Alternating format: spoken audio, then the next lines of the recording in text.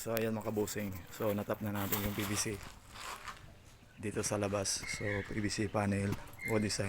So dito naman tayo sa loob. So tingnan natin yung ginawa natin na cube light mga kabusing.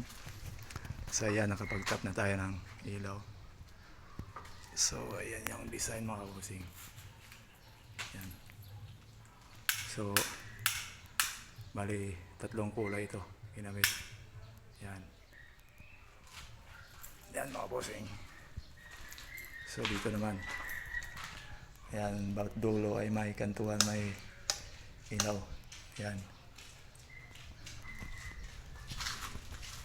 So dito naman mga kabusing, ayan.